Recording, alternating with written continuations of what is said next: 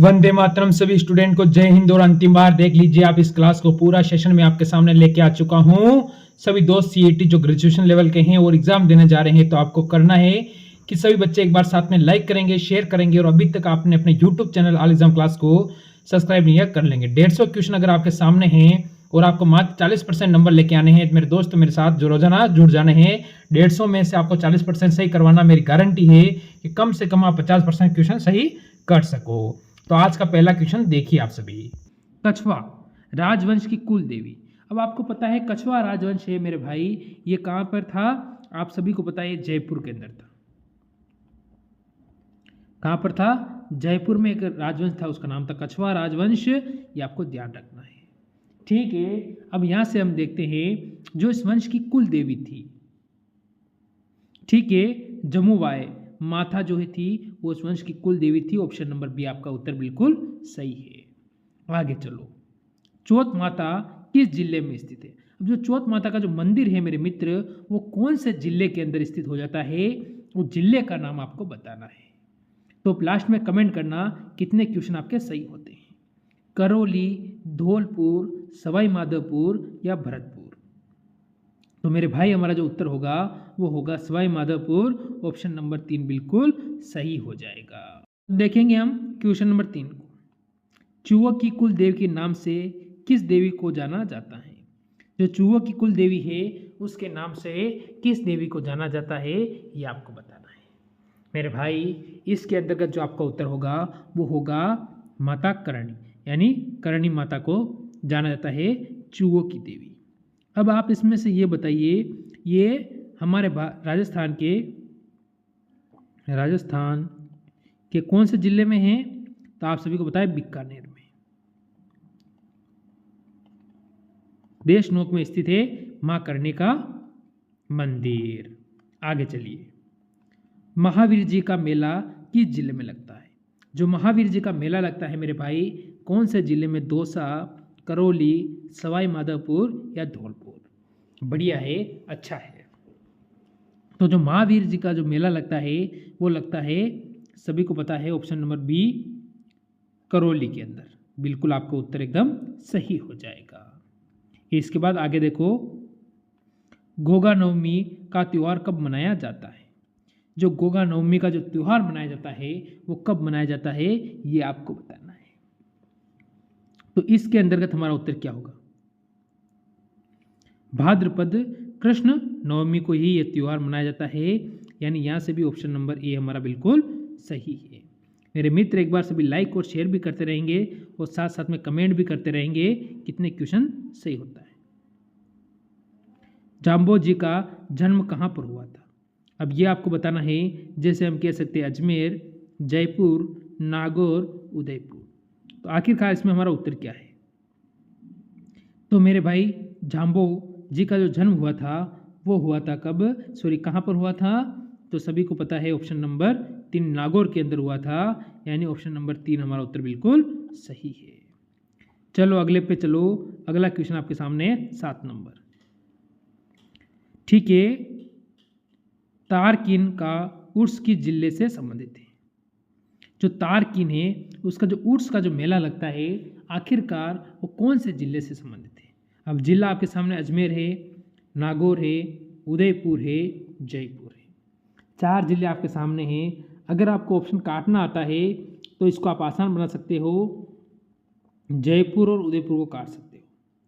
अब 2 में से आपको कंफ्यूज रहेगा, तो मेरे मित्र आप बताओगे ऑप्शन नंबर 2 हमारा नागौर बिल्कुल सही हो जाएगा।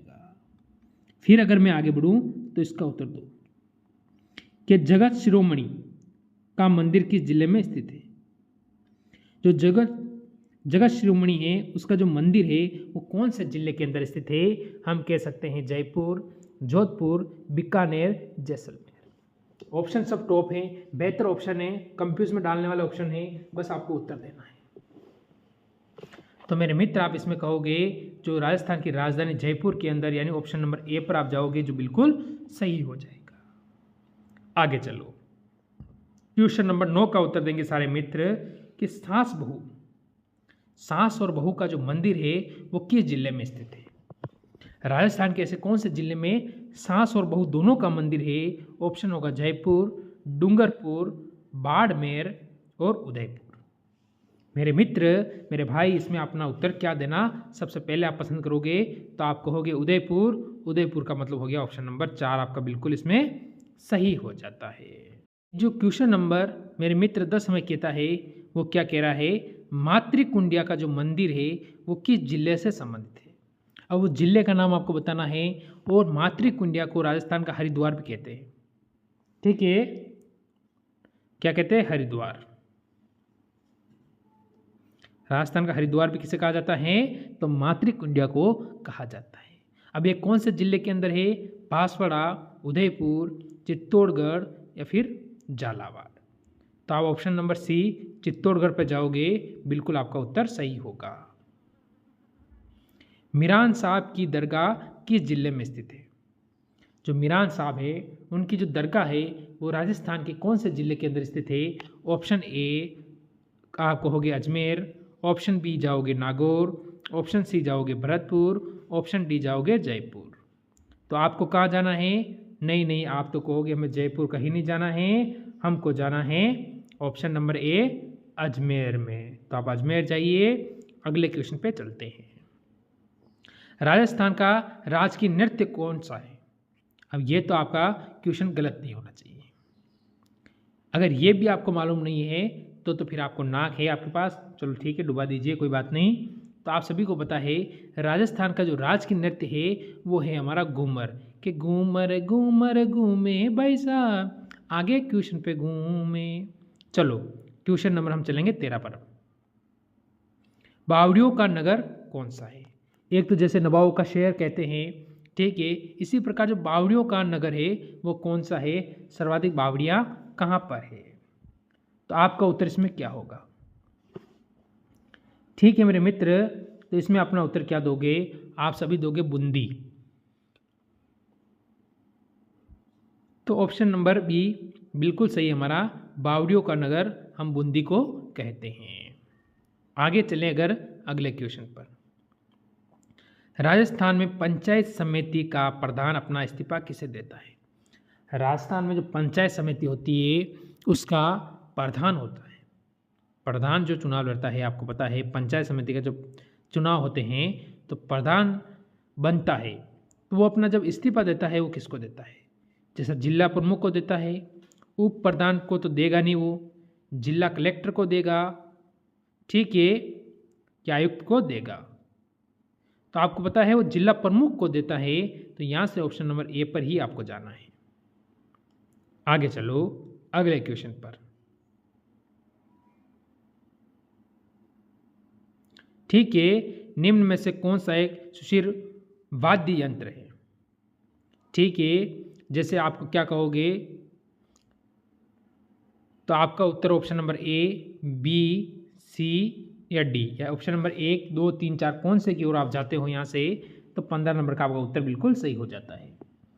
ठीक है, मशक। मशक यानी मेरे मित्र ऑप्शन नंबर 4 हमारा बिल्कुल सही हो जाएगा। आगे चलो, क्वेश्चन का कहना है 16 नंबर का, राजस्थान में स्वतंत्रता आंदोलन के दौरान गिरफ्तार होने वाली राजस्थान की पहली महिला कौन थी? जब स्वतंत्रता का जो आंदोलन हुए थे उसमें जो गिरफ्तार हुई थी प्रथम महिला के बारे में आपसे पूछा गया है। आखिरकार इतने हौसले वाली वो महिला कौन थी, उसका नाम आपको बताना है। शूरवीर महिला कौन थी, उसका नाम आपको बताना है, क्या होगा?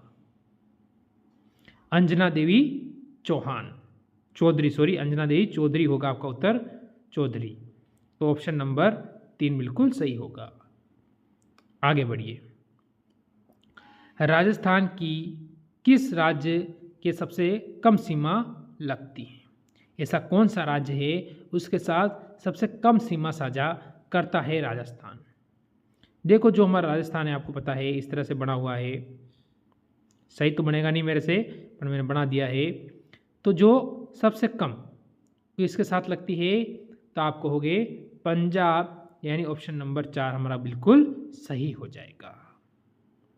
आगे बढ़ो, अब इसने कहा है महाराणा प्रताप की जो मृत्यु हुई थी वो कहाँ हुई थी? चावंड, कुंभलपुर, ठीक है, उदयपुर या गोगुंडा में। या कुंभलगढ़ होना चाहिए था, इसने कुंभलपुर कर दिया, कोई बात नहीं। तो मेरे मित्र आपको यहाँ से अपना उत्तर देना है। आखिरकार इसमें आपका क्या है, तो आप यहाँ से कह दोगे चामंड में यानी महात्मा गांधी की मृत्यु हुई थी। इस हिसाब से ऑप्शन नंबर 1 हमारा बिल्कुल सही और सटीक उत्तर इस क्वेश्चन में हो जाता है। अगर हम आगे की ओर बढ़े तो अगला क्वेश्चन क्या कहता है,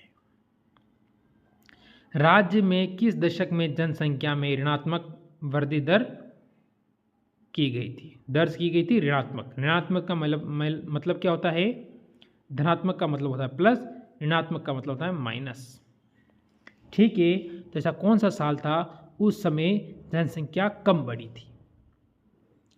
तो मेरे भाई अपना उत्तर क्या होगा, जैसे कि 1901 से 1911, 1931 से 1941, 1911 से 1921, 1921 से 1931।